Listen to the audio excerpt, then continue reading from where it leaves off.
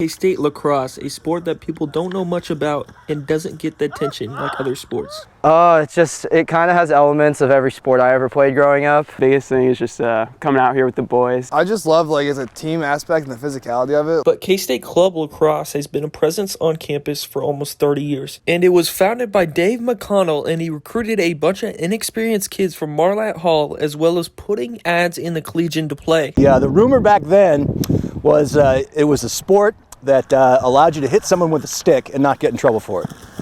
And that's what we were looking for, I guess. So we had a group of probably 15, 20 kids around that, back in that day that very, very little experience, but really had an instant connection just because it was a lot of fun. The K-State lacrosse team had no direction back in 1989. They needed a knight in shining armor to teach them the game, and that was Donnie Tillar. He played at West Point and Virginia Tech. He was stationed at Fort Riley and willing to coach the team. Jay Sweet was a member of that first 1989 K-State lacrosse team and got a chance to talk about his late great coach, Tillar. For a guy, for me, just learning the sport and just picking it up, it was like going to shoot hoops with Michael Jordan. It was like he was so good. He's like catching and throwing behind his back. And at that point, I couldn't even it was all I could do to scoop up a ball. And here's this guy who's just insanely good. So just hanging out with him, when he was coaching us, he was so good and he was just such a great leader. It was just amazing. It was just fun all the time. Donnie Tillar had the call to duty when the Gulf War occurred. He had to go overseas to Desert Storm. Unfortunately, never returned.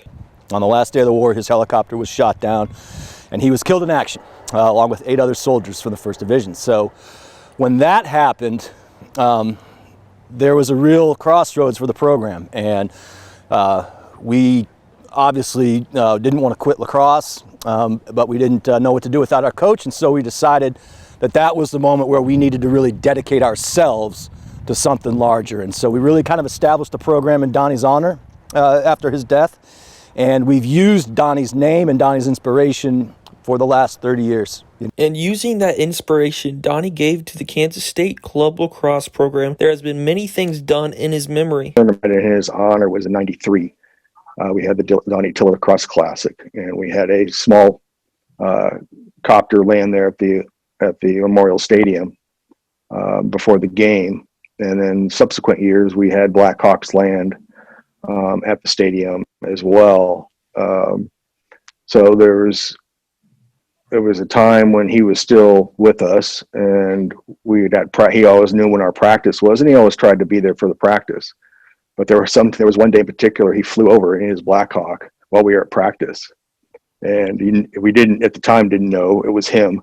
But then he started circling, and so we all laid down on the ground with a big hi to say hi to him, just say that we knew it was him up there. And then after the next day we saw him and he was laughing at us. But K-State Club Lacrosse wears a sticker on the back of their helmet to recognize Donnie Tillar, and the Donnie Tillar Classic will happen in the spring of 2021.